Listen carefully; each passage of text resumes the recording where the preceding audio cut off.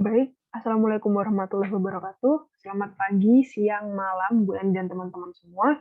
Pada kesempatan kali ini, saya akan mempresentasikan penelitian saya dengan judul Pengaruh Pendidikan Individu dalam Dualisme Pasar Tenaga Kerja. Outline presentasi saya kali ini adalah yang pertama adalah latar belakang, kemudian yang kedua adalah rumusan masalah, yang ketiga pertanyaan penelitian, selanjutnya ada landasan teori, yang kemudian diikuti dengan tinjauan pustaka, kemudian ada research gap atau kontribusi penelitian, kemudian ada data, serta akan ditutup dengan metodologi. Baik, kita akan masuki bagian yang pertama, yaitu latar belakang. Latar belakang penelitian saya adalah sebagaimana yang kita pelajari dan ketahui bahwa salah satu determinan outcomes pekerjaan individu di pasar tenaga kerja adalah kemampuan individu tersebut yang diproksikan dengan pendidikan. Nah, sehingga dapat dikatakan bahwa pendidikan individu berpengaruh terhadap sektor pekerjaannya, yang mana di Indonesia sendiri terbagi menjadi sektor formal dan sektor informal.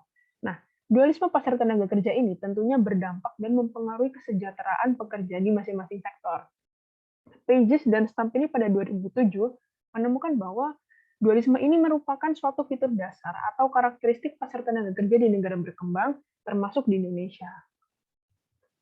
Nah, kemudian rumusan masalah dari penelitian ini berangkat dari fakta bahwa sektor informal masih memiliki peranan cukup penting dalam perekonomian Indonesia.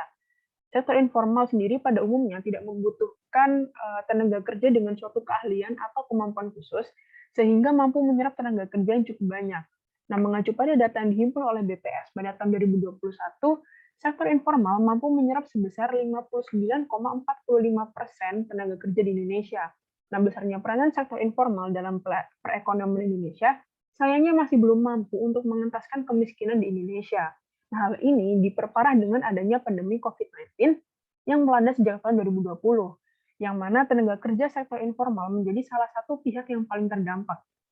Nah, salah satu penyebabnya adalah karena sektor informal cukup bergantung pada interaksi tatap muka secara langsung, yang mana adanya kebijakan penerapan wajib work from home oleh pemerintah cukup menghambat sektor informal uh, dan menyebabkan penurunan atau bahkan kehilangan pendapatan. Nah, selain itu, para tenaga kerja sektor informal masih belum tercakup dalam peraturan perundang-undangan yang berlaku. Sehingga ketika terjadi PHK massal, tenaga kerja sektor informal cenderung tidak mendapatkan pesangon maupun proteksi sosial lainnya. Nah, sehingga kemudian diperoleh pertanyaan penelitian sebagai berikut. Yang pertama yaitu bagaimana dampak pendidikan individu dalam dualisme pasar tenaga kerja. Yang kedua adalah bagaimana arah dan atau bentuk hubungan kausalitas antara pendidikan individu dan sektor pekerjaan.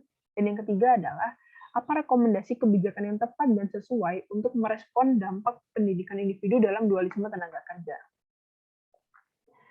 Nah, landasan teori dari penelitian ini adalah ada dua, yaitu dual labor market theory dan human capital theory. Yang pertama adalah dual labor market theory, yang mana pasar tenaga kerja mengklasifikasikan individu dan menyalurkan mereka ke dalam pekerjaan tertentu berdasarkan karakteristik kelompok, seperti keterampilan dan kemampuan rata-rata. Nah, dalam teori ini, pasar tenaga kerja dibagi menjadi dua kelompok, yaitu sektor formal, yang terdiri dari berbagai pekerjaan stabil dengan upah relatif tinggi, dan ada banyak peluang untuk pengembangan atau peningkatan jenjang karir. Dan yang kedua adalah sektor informal, yang terdiri dari berbagai pekerjaan tidak stabil dengan upah yang rendah, dan tidak terdapat peluang pengembangan atau peningkatan jenjang karir. Kemudian teori yang kedua adalah human capital theory, yang mana menyebutkan bahwa individu dapat meningkatkan produktivitas mereka melalui pendidikan yang lebih tinggi dan berbagai pelatihan keterampilan. Nah, inteligensi dan modal manusia diperlakukan sebagai sumber produktivitas terbarukan, yang mana penyedia lapangan pekerjaan mencoba mengolah sumber-sumber ini sebaik, optimal, dan semaksimal mungkin dengan tujuan untuk meningkatkan inovasi, kreativitas, serta produktivitas. Kemudian bagian selanjutnya adalah tinjauan pustaka, yang mana mengacu pada penelitian Abrasak pada tahun 2013 dan Gestuizen DKK pada tahun 2011, ditemukan bahwa gelar pendidikan berkaitan secara positif dengan outcomes individu di pasar tenaga kerja, seperti tingkat pekerjaan, status pekerjaan, maupun upah. Kemudian penelitian selanjutnya ada Heisik dan Solga pada tahun 2015, serta penelitian dari Park dan Kay pada tahun 2011 yang menyebutkan dalam penelitiannya mendapati bahwa pekerja dengan pendidikan rendah memiliki rata-rata tingkat keterampilan yang lebih rendah daripada pekerja dengan pendidikan menengah, yang kemudian dilanjut dengan penelitian dari Heisig et al. Pada tahun 2019 bahwa keterampilan aktual individu yang diukur dengan kemampuan membaca dan berhitung menjadi salah satu prediktor penting dalam capaian status pekerjaan mereka. Dan kemudian selanjutnya ada penelitian dari Pages dan Stampini pada tahun 2007 yang mana terdapat kecenderungan bagi pekerja dengan produktivitas tinggi untuk bekerja di sektor formal, relatif terhadap sektor informal atau wira swasta. Nah, selain itu, Pages dan Stampini juga menemukan bahwa proporsi pekerja terampil dalam sektor formal jauh lebih tinggi daripada di sektor informal maupun sebagai wira swasta. Nah, beberapa penelitian sebelumnya masih memiliki berbagai keterbatasan, dan dengan adanya ruang untuk meneliti keterbatasan tersebut, penelitian ini diharapkan dapat mendukung penelitian-penelitian sebelumnya. Seperti yang pertama, dengan memberikan analisis dan bukti empiris dampak pendidikan individu dalam dualisme pasar tenaga kerja dengan memanfaatkan data longitudinal. Dan kemudian yang kedua adalah dengan memberikan analisis dan bukti empiris bentuk hubungan kausalitas antara pendidikan individu terhadap sektor pekerjaan. Data yang digunakan dalam penelitian ini adalah IFLS gelombang 3 hingga gelombang 5 dengan kriteria sampel berupa individu yang bekerja di atas usia 15 tahun. Kemudian metodologi yang digunakan dalam penelitian ini menggunakan model Probit, yaitu model Probit digunakan karena variabel dependen yang akan diregresi bersifat biner, dan variabel dependen dalam penelitian ini adalah sektor I, yang mana akan bernilai 1 apabila individu bekerja di sektor formal dan bernilai 0 apabila individu bekerja di sektor informal. Nah, penentuan apakah individu bekerja di sektor formal atau informal dilakukan dengan cara mengklasifikasikan individu berdasarkan kategori pekerjaan individu TK15, sektor atau field pekerjaan individu TK19A, total jam kerja individu dalam seminggu terakhir TK21A dan TK22A, serta status pekerjaan atau TK24A yang tercantum dalam data IFLS. Nah, sedangkan untuk variabel interest dalam penelitian ini adalah pendidikan, yang mana merupakan capaian pendidikan individu sebagai proksi kemampuan atau keterampilan individu, dan variabel ini dirincikan atau di-breakdown menjadi sebagai berikut. Yang pertama adalah primat I, atau variabel biner yang menunjukkan capaian terakhir atau tertinggi pendidikan individu yang bernilai 1 apabila pendidikan tertinggi individu adalah SD atau sederajat, dan 0 apabila pendidikan tertinggi individu adalah bukan SD atau sederajat. Kemudian selanjutnya adalah secet I, atau variabel biner yang menunjukkan capaian terakhir atau tertinggi pendidikan individu yang akan bernilai 1 apabila pendidikan tertinggi individu adalah SMP, MTS, SMA, MA, SMK, atau sederajat, dan akan bernilai 0 apabila pendidikan tertinggi individu bukan SMP atau MTS, atau SMA, atau MA, atau SMK, atau sederajat.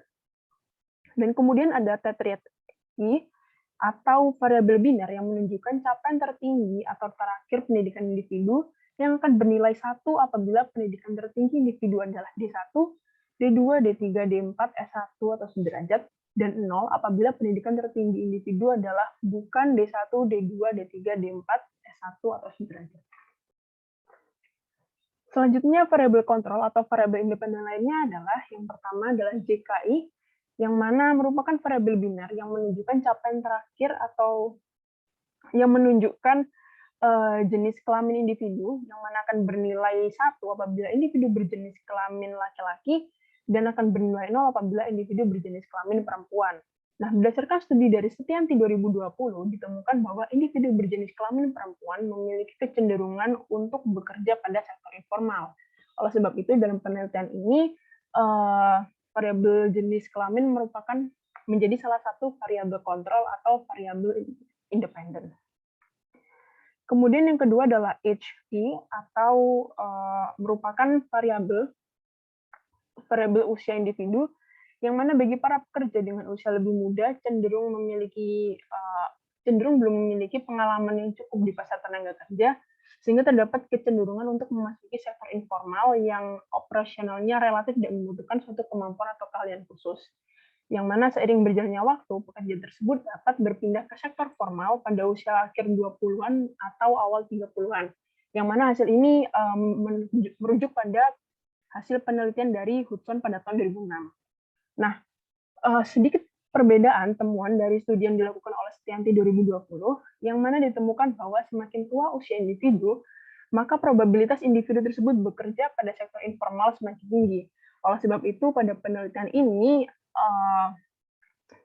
variabel HI atau usia individu merupakan salah satu variabel independen atau variabel kontrol. Selanjutnya adalah variabel Whitney atau merupakan variabel biner yang menunjukkan status pernikahan individu, yang mana akan bernilai 1 apabila individu sudah atau pernah menikah dan bernilai 0 apabila individu memiliki status pernikahan yang bukan atau selain sudah atau pernah menikah. Nah, status pernikahan ini dapat mempengaruhi posisi individu dalam dualisme pasar tenaga kerja, yang mana status pernikahan menurut Williams DKK pada tahun 2017 ditemukan bahwa status pernikahan menjadi salah satu alasan dan atau penyebab individu bekerja di sektor informal. Nah, sehingga penting dalam penilaian ini untuk turut memperhitungkan status pernikahan sebagai salah satu variabel independen yang mempengaruhi sektor pekerjaan individu dalam dualisme pasar tenaga kerja. Kemudian selanjutnya adalah morbid atau morbiditas, yang mana merupakan variabel biner kondisi kesehatan individu yang akan bernilai 1 apabila individu sehat dan bernilai 0 apabila individu tidak sehat atau pernah sakit dalam kurun waktu sebulan terakhir. Bagi individu dengan kondisi yang relatif rendah daripada individu rata-rata, terdapat kecenderungan bagi mereka untuk bekerja di sektor formal. Hal ini disebabkan karena pada umumnya dalam sektor formal terdapat peraturan perundang-undangan atau kebijakan yang mengikat terkait perlindungan sosial berupa asuransi kerja, asuransi kesehatan, dan dana pensiun, yang mana hal ini diperoleh dari hasil penelitian LIDKK pada tahun 2018. Nah, sehingga bagi individu dengan kondisi kesehatan yang relatif rendah daripada individu rata-rata akan memiliki preferensi untuk bekerja di sektor formal yang menawarkan kepastian atau certainty yang lebih baik dan lebih tinggi daripada sektor informal yang pada umumnya masih belum tercakup dalam peraturan perundang-undangan atau kebijakan yang berlaku. Variabel selanjutnya adalah CERT-I atau merupakan variabel biner yang menunjukkan kepemilikan sertifikasi program pelatihan atau training individu, yang mana akan bernilai 1 apabila individu memiliki sertifikasi pelatihan atau training, dan akan bernilai 0 apabila individu tidak memiliki sertifikasi pelatihan atau training. Kemudian variabel independen selanjutnya adalah JAK-I, yang mana merupakan variabel jumlah anggota keluarga individu. Variabel ini perlu dimasukkan ke dalam menjadi salah satu variabel independen dalam penelitian ini karena berdasarkan temuan dalam studi Setianti 2020, jumlah anggota keluarga berpengaruh terhadap sektor pekerjaan individu, yang mana semakin banyak jumlah anggota keluarga individu, maka semakin rendah probabilitas individu bekerja pada sektor formal. Mohon maaf, maksud saya semakin rendah probabilitas individu bekerja pada sektor informal. Kemudian selanjutnya adalah variabel rural I, yang merupakan variabel biner yang menunjukkan lokasi tempat tinggal individu, yang mana akan bernilai 1 apabila individu bertempat tinggal di desa dan bernilai 0 apabila individu bertempat tinggal di kota. Nah, studi yang dilakukan oleh Setianti 2020 menunjukkan bahwa individu yang bertempat tinggal di desa memiliki kecenderungan lebih tinggi untuk bekerja pada sektor informal relatif terhadap individu yang bertempat tinggal di kota. Oleh sebab itu, variabel rural ini perlu dimasukkan menjadi salah satu variabel kontrol dalam penelitian ini. Kemudian variabel yang terakhir adalah LEXP_I, yang mana merupakan variabel log variabel jumlah pengeluaran rumah tangga dalam sebulan terakhir, yang mana pengeluaran rumah tangga sebulan terakhir dapat menjadi indikator apakah individu tergolong miskin atau tidak. Nah, bagi individu miskin terdapat indikasi bahwa mereka memiliki tingkat pendidikan rendah karena pengeluaran untuk pendidikan yang relatif lebih kecil. Nah, hal ini kemudian menyebabkan kemampuan individu miskin menjadi lebih rendah daripada individu tidak miskin, yang mana meningkatkan kecenderungan individu miskin untuk bekerja di sektor informal yang tidak membutuhkan suatu kemampuan atau keahlian khusus. Nah, hal ini mengindikasikan bahwa pengeluaran rumah tangga dalam sebulan terakhir merupakan salah satu instrumen yang tepat untuk variabel endogen pendidikan. Sekian presentasi dari saya. Kurang lebihnya mohon maaf. Assalamualaikum warahmatullahi wabarakatuh.